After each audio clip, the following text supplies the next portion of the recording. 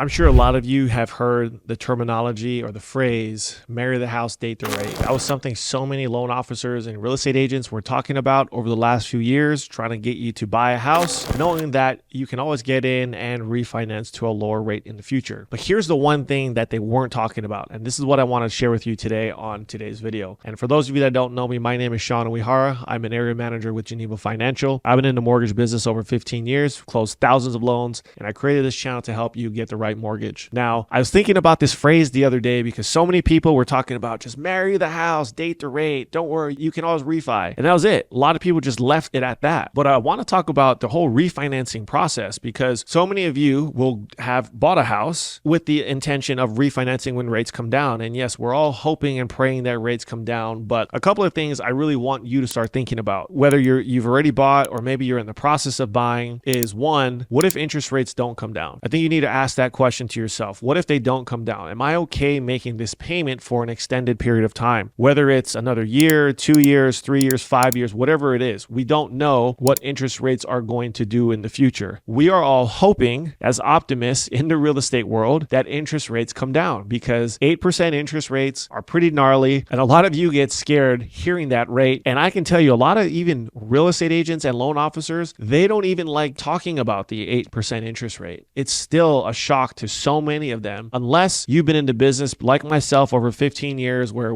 that was the norm when I got in. 7, 8, 9%, it was no problem. Investors would do it. You're buying a primary residence. It was just totally cool. No one batted an eye. But because we came out of the COVID years with 2 and 3%, everyone looks at you like you have a third eye. That 8% is just something that should never be talked about. So first and foremost, ask yourself, am I okay making this payment for an extended period of time? If the answer is no, you have to look at other strategies to get yourself either into a home, or maybe you just sit on the sidelines and rent and save up more money, or put more money down to get the payment cheaper so that way you can be more comfortable with that number going forward. Don't assume it's going to happen in 6 months, a year, or so many people are saying, well, it's an election year next year and rates have got to come down. There's no guarantee. Some of these things that people say, they're just pulling it out of there. You know what? Next thing you really need to think about is on the refinance, if you are under the impression that you're going to marry the house, date the rate, know that you have to qualify for the refinance down the road. Just because you own your home and there's $50,000, $100,000, or $200,000 of home equity, you don't get some special ribbon to a lender saying, well, I've got all this equity, I should be able to refinance. It's not how it works. You still have to qualify, meaning the lender's going to pull your credit. So if you start maxing out all your credit cards because interest rates are damn near 30% on a credit card these days, and your score drops, that will affect you qualifying. If you miss a credit card payment, that will affect you from qualifying. You co-sign for your son or daughter on a vehicle, and guess what? They forget to make the payment. That affects your credit score and will affect you from qualifying. So you have to make sure that you are maintaining your credit. Don't just assume that, again, you got your house, you can just take your foot off the gas and not worry about it and just wait for rates to magically come down. You still have to have that plan in place. Be very conscientious about your credit. Next thing, your income. If you're a W-2 earner, you get a W-2 at the end of the year, you need to pay attention because if you want to go start a business, now you're going to go 1099 on your income and be self-employed. You need to have a history of that in order to qualify for your loan. Again, you can't go start your business tomorrow and then go try to refinance. The lender's not going to do it. You don't have any income. You don't have any history. And if you're self-employed, guess what all of you love to do? And don't get me wrong, we all do this. You write off the bulk of your income. So again, you might make a couple $100,000 a year, but if you're telling Uncle Sam you only made $40,000, guess what? Your lender's going to look at that to qualify you based on the $40,000, and you probably won't be able to refinance. So again, having the strategy in place of what it's going to take to refi when the time comes. So if you're changing your income, you're changing your job, you need to have that conversation with your lender. And hopefully you worked with a lender that's still keeping in touch with you. If not, my team and I are more than happy to talk with you and set up a strategy to get you ready to refinance. Now, the other piece that gets taken into account on a refinance is you have to have the right loan to value. So depending on how you bought your house, how much money you put down, whether you did an FHA loan, maybe you did a down payment assistance loan with 100% financing. If your market decides to pull back with values, which we've started to see that in some parts of the country, you could be in a negative equity position, especially if you recently purchased your home. So if that's the case, guess what? You're not going to be able to refinance. Your loan to value exceeds what Fannie Mae and Freddie Mac, as of today, as I'm shooting this video, is willing to allow. Now, when we rewind the tape to when the market crashed, there were programs like the HARP program that allowed you to refinance if you were upside down on your loan. But again, we're not there yet, or who knows, maybe we don't get there. Hopefully not. But for some of you that are hoping for a crash, that could potentially happen. So if you're in a negative equity position, you're probably not going to be able to refinance. If your LTV is too high, you may not be able to refinance unless maybe you bring cash to close to drop your loan amount in order to make the deal work. So just with those three things alone can be all deal killers for those of you that were told to marry the house and date the rate. So make sure your credit is still on par. Make sure your income hasn't changed. Hopefully you're making more money in the future than what you did when you bought your home. And along with your credit, keep your debt to a minimum. Just because you bought your house doesn't mean you go get the $1,000 car payment, because that will affect you from qualifying for your mortgage. And last but not least, hopefully values don't erode too much. Hopefully you put some money down. If not, again, know that that's going to be another cog in the wheel to determine whether or not you're eligible to refinance. So if you have any questions and you don't know where to start, and if you want to come up with a plan so that way when interest rates come down, I'm more than happy to put one together for you. If not, share this video with a friend that maybe said that phrase to you, to marry the house, date the rate. That may have been some bad advice you got, but hopefully this video can give you some guidance on what you need to do to be prepared if and when interest rates do come down, so you don't miss the boat, because that's the one thing we're all waiting for. Thanks for watching. I'll see you on the next one.